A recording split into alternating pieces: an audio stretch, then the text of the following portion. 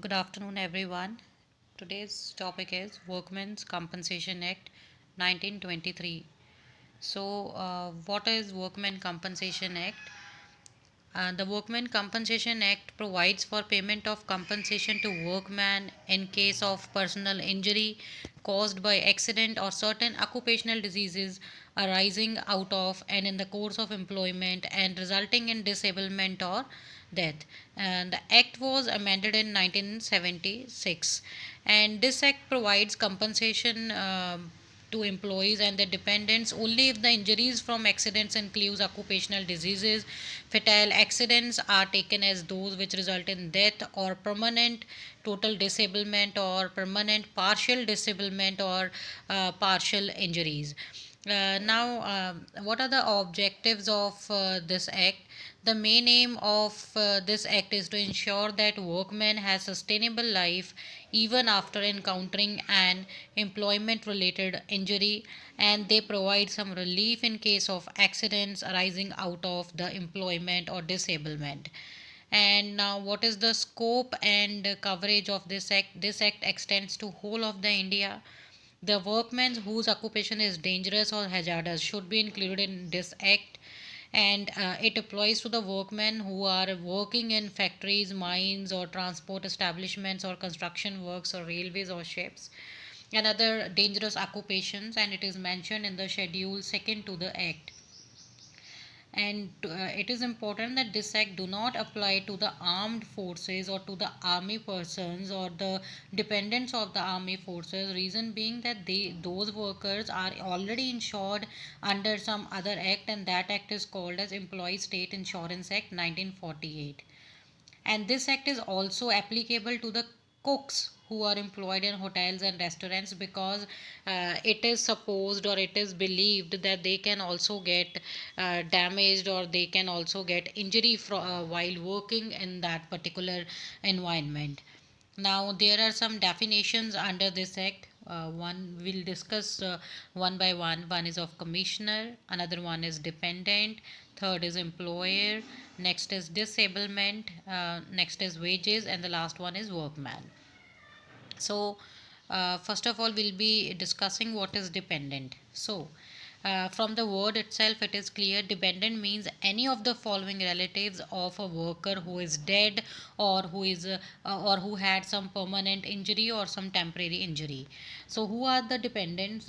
A widow, a minor is a person who has not attained the age of 18, or an adopted son, or an unmarried legitimate or adopted daughter. Girls are considered dependent until unless they are married to other man.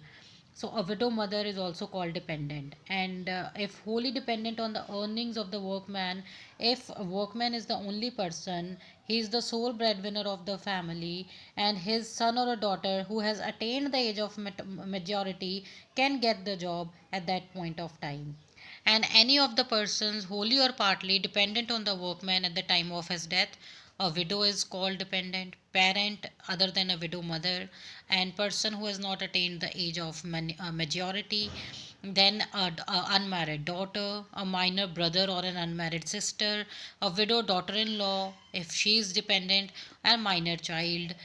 So these are the dependents. And next definition is employer. What is employer? Employer means a person or a body of persons who has given you a job, whether incorporated or not. Any manager or managing agent, so, and legal representative of an employer, a person to whom services of a workman are temporarily lent or let on hire. Now, what is workman? A workman is a person who is working as a railway servant, not permanently employed in any administrative district office, but he is a railway servant. Then a master or a seaman or a crew member. And workman does not include a person whose employment is of casual nature. A captain or crew, or the crew of an aircraft, a driver, helper, mechanic, cleaner, all they are included in this act. So a person who is recruited for work abroad by companies also mentioned in schedule 2. Persons to be treated as workmen. there must be a contract of employment, there must be proper contract of employment, and that person is being considered as an employee only of that very organization. And there must the relationship of master and service servant and employer and employee must be there when you are when you have to get some type of compensation under this act. And the employment is for the purpose of employer's trade or business only. So, employer's liability to pay compensation, that is mentioned under section 3, that why employer is liable and what type of liability he has to pay, or how is liable to pay compensation to the deceased employees. He must be a workman with the meaning of this act. See, earlier we have discussed what is workman, and all these points have to be covered if you want to have compensation. Then, if you have got some personal injury and that has been caused by the accident, and the injury must have caused by the accident only. Accident must have arisen out of and in the course of employment. If you have met with an accident outside the employment terms, then you are not liable to get any compensation. But yes, if you are working with the organization in the organization premises,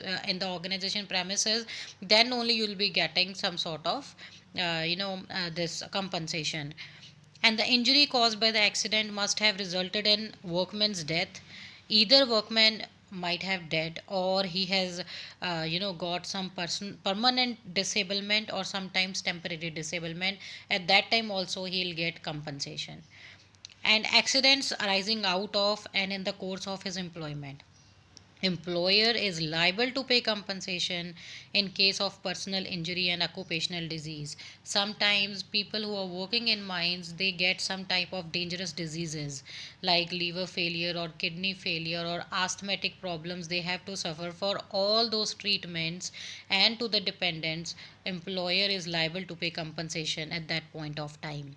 Sometimes personal injuries like physical or mental injury, strain or shock caused by excitement, so through this also they have to pay compensation. And incidental to his employment and injured then arise of the employment. An injury could be held to have arisen out of employment if it is established that the person has resulted some incidents to the duties of the service inherent in the nature of employment. Person is liable to pay, employer is liable to pay compensation if the accidents has happened in the organization only. Whether it is the nature of the employment, then also they have to pay a proper amount of compensation to the deceased person. At the time of injury, the worker must have been engaged in the business of the employer and must not be doing something for his personal advantage. He'll be getting compensation only when he is working for the organization, not only for his personal work. Sometimes person is doing his personal work, and at that point of time, if he is injured, then employer is not liable to pay anything to the employee, and employee cannot demand and he cannot sue the employer at that point of time. And this is the doctrine that we'll be studying under this act. This is doctrine of notional extension of employment. What does it means? That it means that employer provides the employee with the particular conveyance to and from the place of employment. The employee is regarded as in the course of employment even though he has not reached or he has left his employer's premises. What does it mean? That employee has to provide, employer has to provide a vehicle or conveyance to his employee so that he can move from one place to another very easily. So there are few cases in your book also, and there are few cases that we can discuss under this point, this doctrine of notional extension of employment. So we'll be discussing these also. So the next definition is disablement. Disablement means a reduction in earning capacity. It may be partial or total disablement. Disablement, from the word itself, it is clear if the person is handicapped. Fine, if the person has got handicapped, permanently or temporary. Partial disablement, temporary partial disablement, permanent partial disablement, total disablement, temporary and permanent disablement. So, what is temporary partial disablement? It means that which reduces the earning capacity of the workman in the employment in which he was engaged at the time of the accident.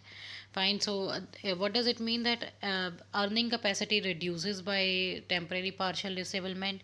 Permanent means that which reduces all time earning capacity of a workman. Total disablement means he is not in a position to work from future onwards. And how calculation of compensation is done. If the person is dead, then at that time his 50% of his monthly wage and whatever factors are responsible for his injury, or rupees 80,000, whichever is more, that will be considered for the calculation of compensation.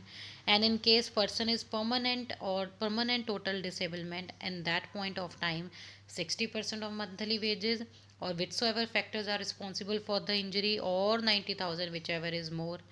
If person is permanent partial disabled, then at that point of time 60% of monthly wages and the factors responsible for the injury. Then temporary disablement, then 25% of the monthly wage.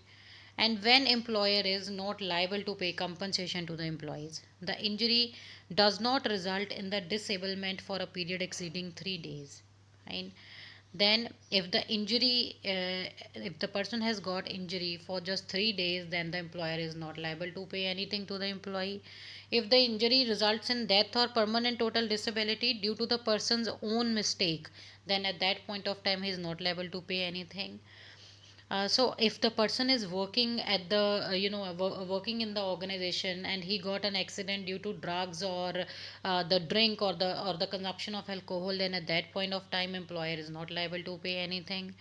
And if employer has provided some instructions that you have to work according to this way only, and you have to work according to these rules and regulations only, and if employee is disobeying, then and he got an injury, so at that point of time also employer is not liable to pay anything. And if the worker willfully has removed any safety devices which have been made mandatory by the organization to wear it at the time of operating the machines, or whatsoever it is, he know that that will harm him, but then also he has removed some safety devices, then employer is not liable to pay anything. Now, another definition is what is contractual employment. It comes under section 12 subsection 1. If an employer takes the help of a contractor, that it means that if he's into a job just for some point of time, not on a regular basis but on a contractual basis, that means he'll be leaving the job after his contract is over. Contracting out, if any contract by a worker relinquishes in the right of compensation from the employer for personal injury, and in the course of employment will be null and void. Employer can't use it as a defense. And what are the authorities under the act, this Workmen Compensation Act?